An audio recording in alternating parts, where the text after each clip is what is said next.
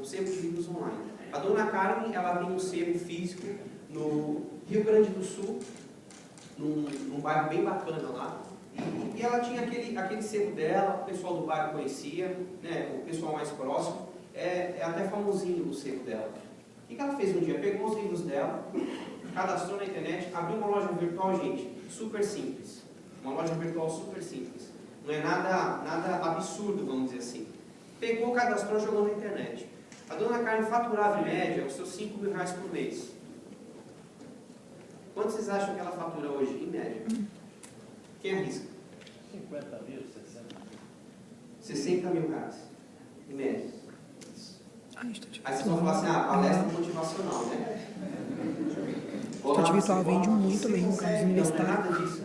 Gente, ela só pegou os livros, cadastrou e jogou na internet. Agora é óbvio, ela teve uma ajuda, sei lá, dos deuses, de onde veio, mas ela teve uma ajuda.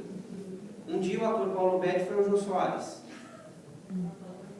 Vocês devem conhecer o Paulo Betti. Começa a bater papo com o Jô Soares, o papo vai para ele e fala assim, eu tô com um hobby diferente agora, porque eu vou numa livraria, às vezes tem gente que chega e quer autógrafo, quer tirar foto, e às vezes eu sebo, adoro sebo. Pô, mas você chega no sebo, eu quero pegar o livro, quero ver de que ano que é a impressão, quero ter paciência e calma para fazer aquilo. Chega um fã, não que eu não gosto de fã, mas enfim, acaba atrapalhando. Sabe o que eu estou fazendo? Comprando um livro em sebo online. Aí fala assim pro Jô, você já ouviu falar de um sitezinho pequenininho, traça.com? Falou isso no programa do Jô.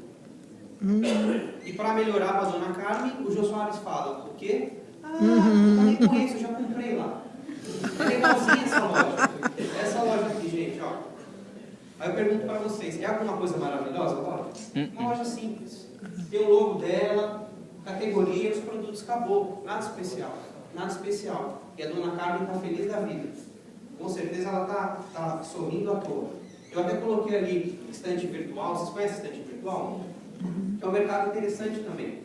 Eu vou trazer uns cases aqui de nicho de negócio para vocês. É um case interessante. Para quem não conhece estante virtual, o que o cara fez? Reuniu várias pessoas que têm sebo no Brasil inteiro, não querem